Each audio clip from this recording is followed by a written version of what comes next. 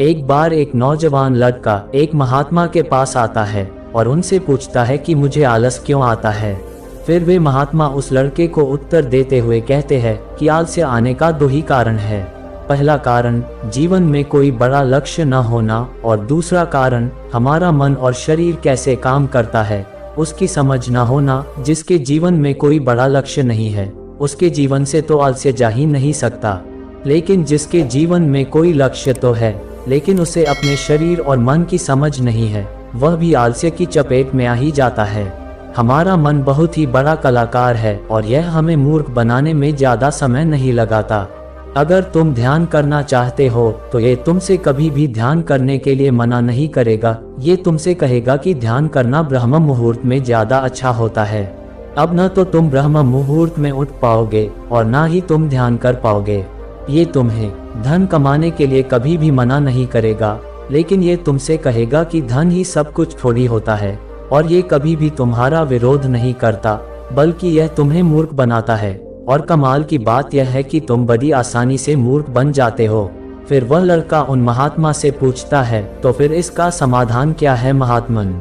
फिर वे महात्मा जी कहते हैं कि जो ये तुम्हारे साथ कर रहा है वही तुम इसके मन साथ करो।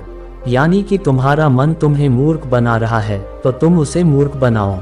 जब तुम्हारा मन तुम्हें कहेगा कि कुछ देर सो जाता हूँ उसके बाद काम करूंगा, तो तुम उसे कहो कि कुछ देर क्यों, ज्यादा देर सोऊंगा लेकिन उससे पहले काम पूरा करूंगा। तुम्हारा मन तुमसे कहेगा कि आज स्वादिष्ट भोजन खाऊंगा, तो तुम तुरंत उससे कहो कि स्वादिष्ट क्यों, अति स्वादिष्ट खाऊंगा लेकिन उससे पहले 1 घंटे व्यायाम करूंगा। फिर वह व्यक्ति उस महात्मा से पूछता है, लेकिन कब तक मैं अपने मन को मूर्ख बनाऊं? फिर वे महात्मा जी उससे कहते हैं कि जब तक तुम अपने आलस से मुक्त रहना चाहते हो तब तक तुम्हें अपने मन को मूर्ख बनाते रहना है।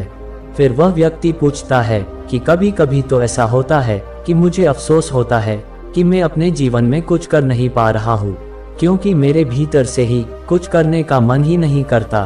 फिर ऐसी स्थिति में क्या करूँ? वे महात्मा जी कहते हैं कि मन को तो तुम मूर्ख बना सकते हो, लेकिन शरीर को तुम्हें समझना होगा।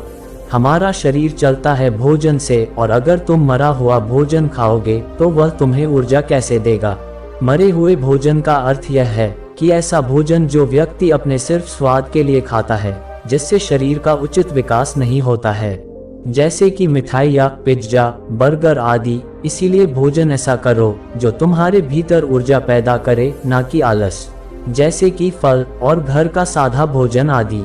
फिर वह लड़का महात्मा से पूछता है कि महात्मन मैं शुरुआत कैसे करूं? महात्मा जी कहते हैं कि शुरुआत करो एक बड़ा लक्ष्य निर्धारित करने से, यानी एक बड़ा लक्ष्य बनाओ। तुम्हारा लक्ष्य केवल कहने के लिए बड़ा नहीं होना चाहिए, बल्कि उस लक्ष्य के साथ तुम्हारी भावनाएं जुड़ी होनी चाहिए।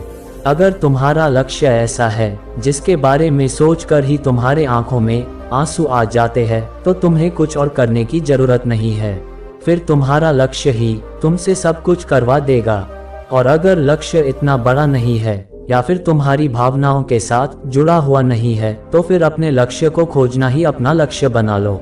जिस प्रकार भगवान गौतम बुद्ध ने बनाया था, उन्हें पहले अपना लक्ष्य थोड़ी ही पता था कि वहां मिल जाएगी मंजिल। वे तो सिर्फ निकल पड़े थे। आशा थी मन में, लेकिन वो भी टूटने लगी थी। लेकिन अंदर से प्यास इतनी गहरी थी कि लक्ष्य को पाकर ही रही। जब तक तुम्हें ये पता नहीं चलता कि तुम्हारा लक्ष्य क्या है, तब तक तुम अपने मन को मूर्ख बनाते रहो, जैसे वो तुम्हें बना रहा था। कोई भी व्यक्ति शराबी बनना नहीं चाहता है, लेकिन उसका मन उसे मूर्ख बनाकर उसे एक शराबी बना देता है।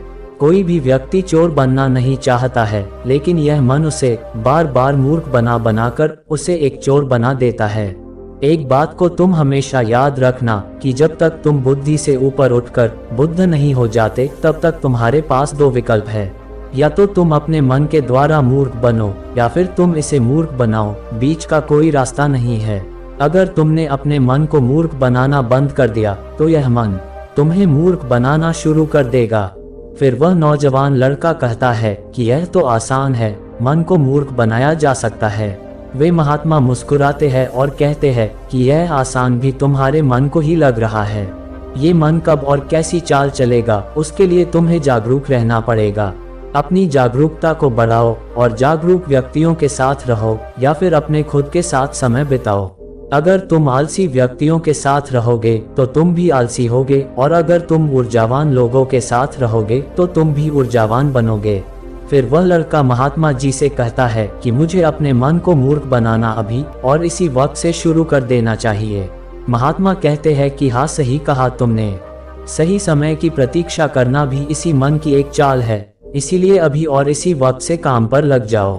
दोस्तों, क्या आप भी सही समय का इंतजार कर रहे हैं या फिर इसी समय को सही बनाने की ठान चुके हैं? ये हमें नीचे कमेंट बॉक्स में कमेंट करके हमें जरूर बताएं।